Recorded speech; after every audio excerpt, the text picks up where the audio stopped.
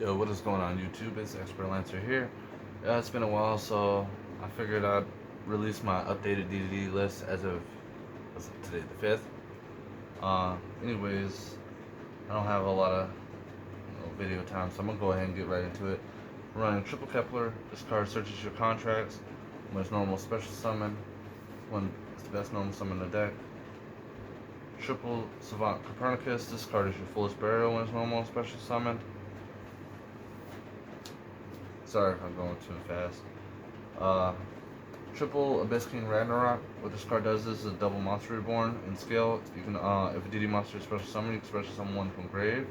But if you do, you take 1,000 damage. Your opponent takes half damage for the rest of the turn. And then when it's normal special summon, you can special summon a triple D name. So like another copy of himself. Anything with triple D, DDD in the name. So special summon is one of the big ones. Also, contribute another monster you control to target and banish an opponent's monster. So spot removal is nice. One copy of Thomas for the last Pendulum monster. What this card does is it adds back resources from your extra deck. So if you have a face-up Pendulum monster in your extra deck, you can add it back to hand. Also, it's a one card rank 8 on field. If you have a DD scale, you can pop it, special summon Ragnarok from the deck. In defense, but its effects are negated, and it's free rank 8. Next for your bread and butter. Triple copies of Swirl Slime. This card allows you to fuse from hand, and you can banish it from grave as cost, special summon from hand. Triple Necro Slime. This card fuses from graveyard by banishing it and another DD monster. Those are fusibles. Triple Lamia. This card allows you to special summon it from your hand or graveyard by sending a DD or Dark Contract to the graveyard as cost, but banish her when she leaves the field. Using her with all the other DD monsters, you can actually abuse her up to like 4 to 5 times in a turn. She's really broken. For the 1-0s, we play Ghost and Typhoon. Typhoon is basically another copy of Necro Slime. If it's in the grave during the turn it's sent to the graveyard, you can fusion summon using it and another monster to summon a DD monster.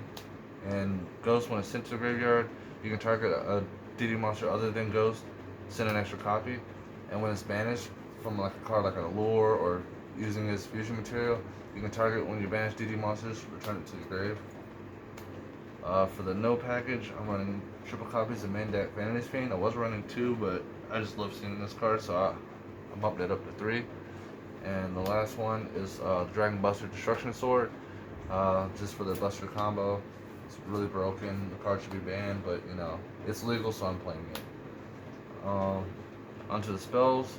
Triple Dark Contract with Gate. This card lets you search any of your DD monsters once per turn, but you burn for 1,000 during standby. And then one Swamp King. This card allows you to fusion summon from hand, field, or grave. This is your only access into the big dude, and it also burns you for 1,000 during your standby phases. The cost to beat the boss, I guess. And all these are searchable off of Kepler. So Kepler can search Gate, Gate can search another monster. So you can just do whatever you need, and you also have a body on board for shenanigans. Often to the draw cards, we play triple copies of Lord of Darkness. I know this deck is in max rarity, but you can build this whole entire deck for about $50 to $60, including extra deck. Double copies of Allure of Darkness. I mean, not Allure of Darkness, Pot of Desires.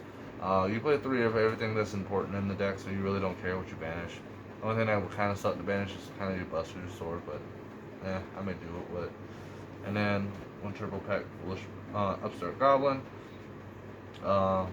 This runs off all your draw cards. 6 draw cards. It should be more than enough to get you by. Triple Call by the Grave protects you against your hand traps.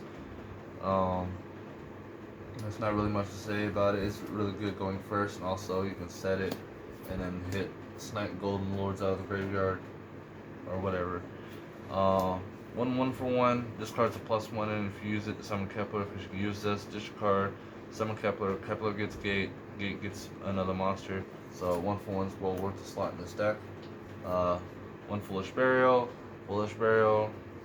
Self-explanatory. You can send Swirl Slime, Necro Slime. You can send Vice Typhoon, or you can basically just send whatever you need, and just have easy access to your whole combo. And the last card I'll play is 1 copy of Imperial Order. This card's broken, especially in this deck because I have Curse King Siegfried, which I can target this and negate it during my turn, so that I'm able to use my spells while my opponent is locked out of spells. So that's really good. Off into the extra deck. One token. One copy of Gilgamesh. When this card is summoned, you can, when this card is special summon, not link summon, you can set 2 DD pendulum monsters into your pendulum zones, but you take 1,000 damage. And the second effect is if it's destroyed by battle or card effect, you can special summon a triple D name from your extra deck, basically. So this is really good, especially if you combo with Ragnarok. If you have Ragnarok, you summon this, set Ragnarok, set Thomas. Thomas adds your card back for next turn, usually Kepler, so you have your follow up. And you have Ragnarok in your scale. And then this dies, you use this to summon either the High Flame Genghis or Bright Armageddon. If you go High Flame Genghis, it'll trigger Ragnarok. Ragnarok's going to special summon another monster. Then High Flame Genghis is going to trigger to special summon another monster. And if you left Little Genghis in the graveyard from the previous turn, you can summon up to 4 to 5 monsters on your opponent's turn, all off of this card dying. So that's really good. Or you can summon Bright Armageddon and just protect your whole field from being targeted, which is what I usually do. One Union Carrier, this card is part of the Buster Dragon combo. There's not really a whole lot to say about this card. And if you want, you can equip resources if you need to. Off into the fusions, we're playing 2 Little Genghis, Monster Reborn when you special summon a DD monster. High Flame Genghis negates spells and traps on your turn. So it protects you from cards like Impermanence and Evenly, stuff like that. But he's really good. He's also a Monster Reborn where you special summon one. I was playing D-Arc, but opted to play Dragonbane King Beowulf. This card is a heavy storm during your standby phase, and also gives all your Fiend type monsters piercing, so that's really good. And then I was going to play D-Arc, but I still like this guy. It was either D-Arc or one of these two. One of these had to go. I don't really use D-Arc that often. D-Arc is really good. She lets you regain your life points, so you can play her instead of him. But I prefer to play him when he attacks or is attacked. He can equip one monster your opponent controls other than the one he's battling, and then you redeclare the attack. And he gains attack equal to whatever he equips. So he's a good way to out stuff like Avermax, stuff like that. I don't know if people still play that card, but he just outs cards that can be targeted or destroyed. It's really easy to make. If you can search the fusion spell, but the fusion spell is the only way of summoning him. Onto your synchros, you have Dust King Alexander. He Monster Reborns the little ones. Out of his meteor rares, he uses combo out cards from your scales. 1 Siegfried to negate spells and traps.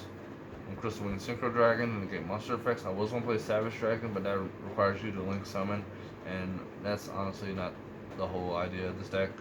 Crystal Wing covers all your bases.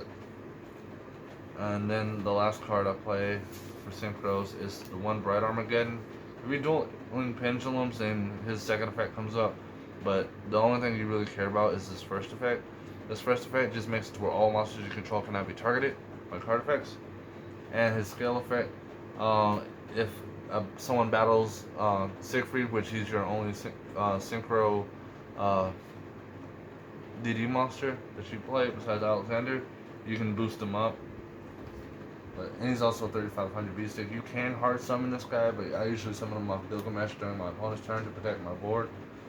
And then off into Exceeds, we play 1 Photon Lord to negate monster effects. I wasn't going to play him at first, but Eldic and a lot of monster effects are really problematic, so being able to make Photon Lords pretty strong. Usually I'll side him out for Genghis if I'm high Genghis, or high Wave King Caesar if I need to protect against Nibiru. But he's really good. Hope Harbinger, just protect from spells. And the last monster is Kali-Yuga. Anyways, that's it for the main and extra deck. I would showcase some combos. I'll probably do that in another video. Because I don't really have a lot of recording data time left on this. If anyone has any questions, comments, or anything that they would like to say about the deck profile, feel free to put it down in the comment section below. If you enjoyed the deck profile, feel free to try it out. I'm sure you will love it once you get the hang of the combos and whatnot, and get adjusted to the learning curve of the deck. Because it is a very skillful deck to play. That is very rewarding if it goes off and you pilot it properly. But anyways, if you guys liked it, feel free to like and subscribe. It really helps out the channel. But I think that's about it. I hope you guys have a great day. Expert Lancer out.